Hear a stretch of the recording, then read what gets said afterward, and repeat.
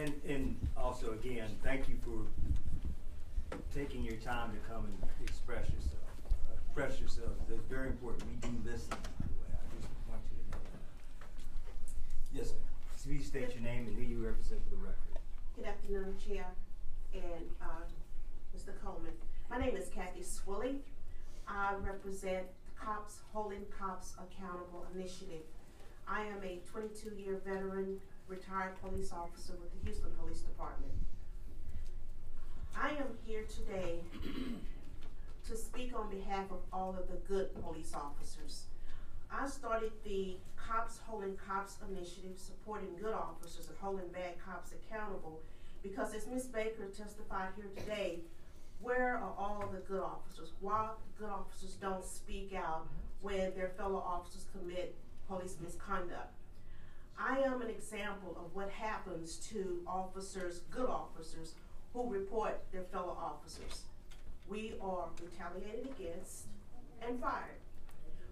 Most of the ones that I know in the Houston Police Department, and if you pull up the website, most of us got dishonorable discharges. We can never work in law enforcement again. The Texas Cops Holding Cops Accountable Initiative is to save lives, to protect and serve everyone, to bring awareness to the retaliation of good cops who report police misconduct, including discrimination, are subjected to, and to bring awareness to the code of silence that protects bad officers. The code of silence breeds consent for corruption on every level. When you go back, if you go to my website, Cops Holding Cops Accountable, and when the screen comes up, it says there's a Ferguson in every city. In Ferguson, the municipal, that whole little town, they all knew about the misconduct, but nobody was reporting anything. So that's what I meant by there's a Ferguson in every city.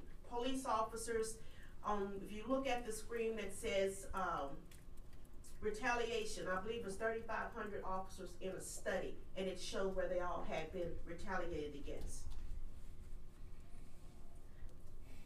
In the Houston Police Department, officers have a choice. They have a choice. Either your civil rights or your job. When you report discrimination, they tell you, you either drop your EEOC complaint or you're fired. Most officers think, like I did, that EEOC and the civil rights laws are going to protect them. That's not true. That is not true.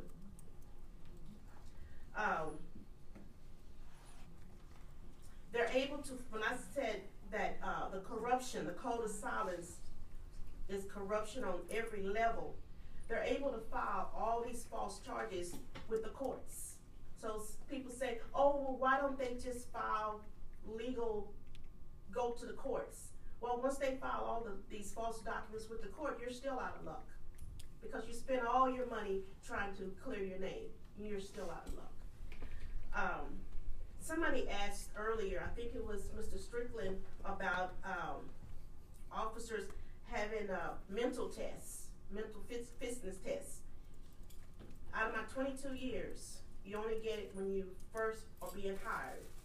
The only other time you get a mental fitness test when you report police misconduct. It's almost as if they say you've got to be crazy to report police misconduct. Then they send you for a mental test, mental fitness test.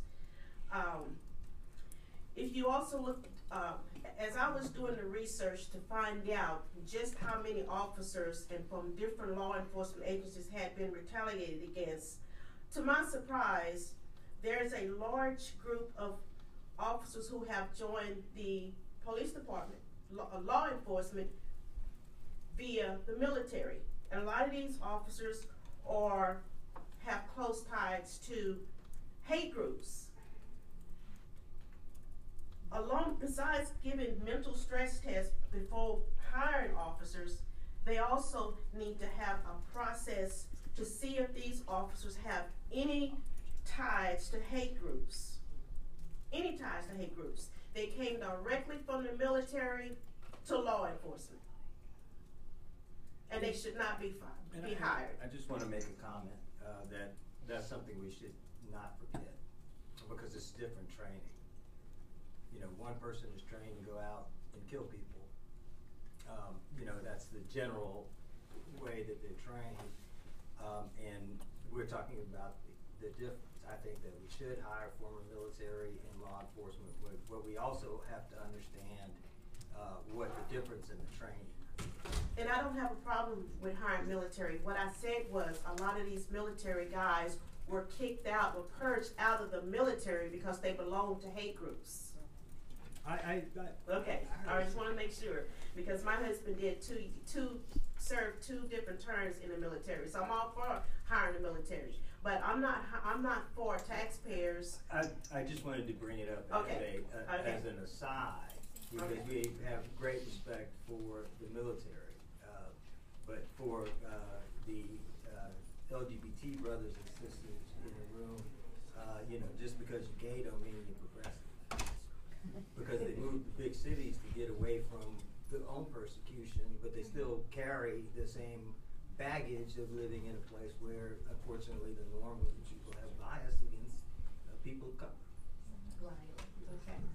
So my solution is, in order to restore public trust of the police, I think you should start with independent police review boards with subpoena power to investigate complaints of police misconduct.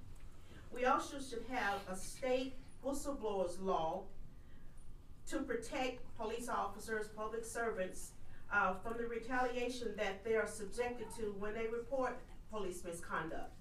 Because for one thing for sure, it's just not the officers who are retaliated against. Their family members are also retaliated against. Everybody. And hold police departments accountable if they practice the code of silence, because the code of silence seeks to silence officers. Hold police departments accountable that retaliate against officers who report police misconduct, and implement safe havens for officers to report police misconduct, and programs and services, including counseling for officers and their families who are affected by retaliation. The other thing, hold officers accountable that lie and cover up for their fellow officers. Whatever the crime that their fellow officers committed, if they lie and cover it up, they should be charged with the same crime. It's not illegal.